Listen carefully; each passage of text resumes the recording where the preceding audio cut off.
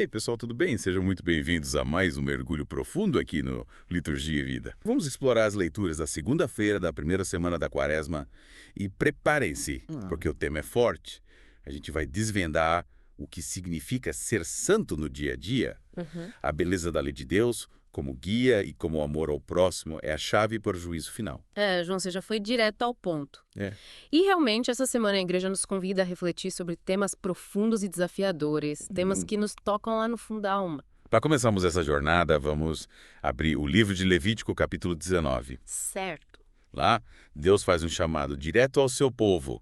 Sede santos, porque eu, o Senhor, vosso Deus, sou santo.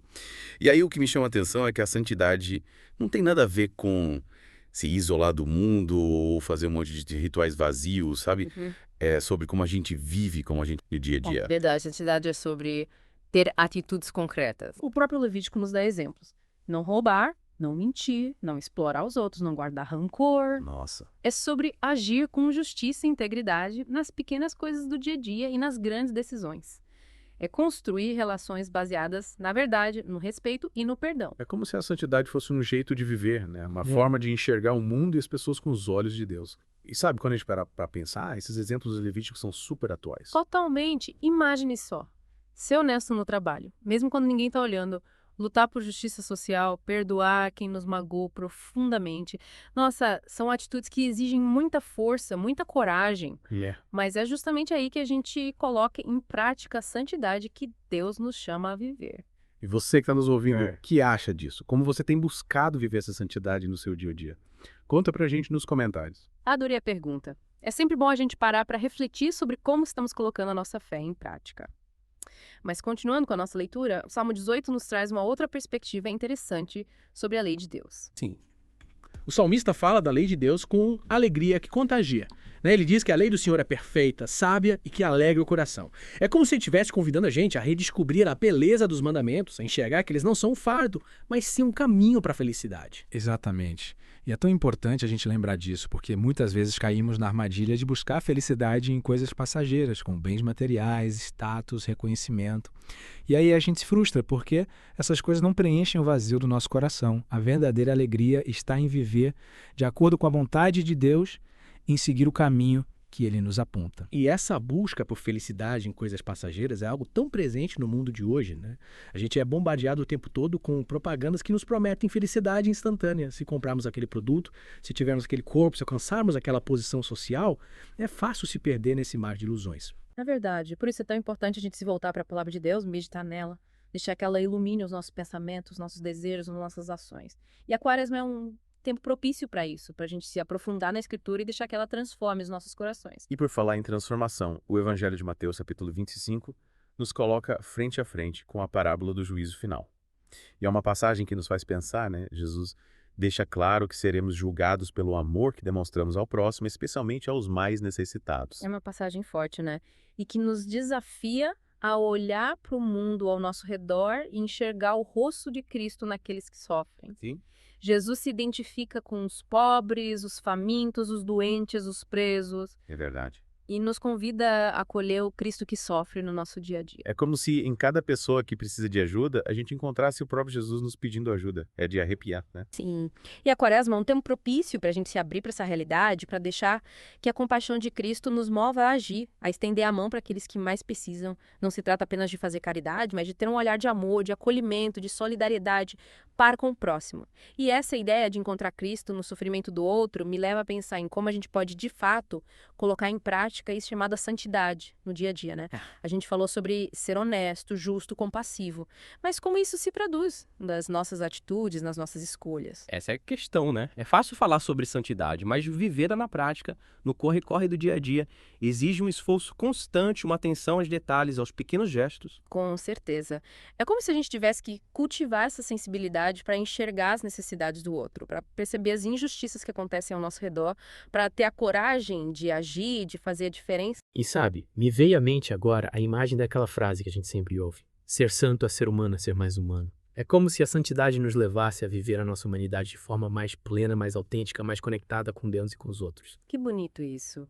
E realmente a santidade não nos afasta do mundo, não nos torna pessoas frias e distantes. Pelo contrário, ela nos impulsiona a mergulhar na realidade, a nos engajar nas causas sociais, a lutar por um mundo mais justo e fraterno. E essa luta por justiça social é um dos pontos que mais me chama a atenção na parábola do juízo final, sabe? Porque Jesus não separa a fé das obras. Ele deixa claro que a nossa salvação está diretamente ligada à forma como tratamos os outros, especialmente os mais necessitados. É verdade. E aí a gente percebe que a quaresma não é apenas um tempo de penitência, de jejum, de privação. É um tempo de conversão, de mudança de vida, de abertura ao outro. É um convite a olharmos para o nosso interior, para as nossas fragilidades, mas também para as nossas potencialidades, para a nossa capacidade de amar e de fazer o bem. E essa capacidade de amar e de fazer o bem está dentro de cada um de nós, né?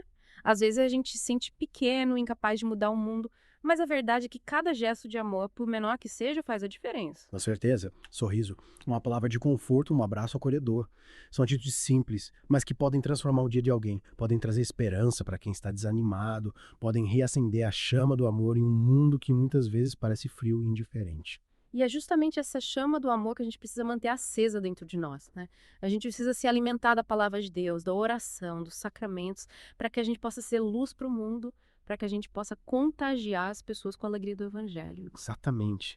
A gente precisa ser como uma lâmpada acesa em um lugar escuro, como um farol que guia os navegantes em meio à tempestade. A nossa missão é levar a luz de Cristo para o mundo, para que todos possam experimentar o seu amor, a sua misericórdia, a sua paz. E essa missão não é fácil, né? A gente vai encontrar obstáculos no caminho, a gente vai ser desafiado, a gente vai ter que lutar contra as nossas próprias fraquezas.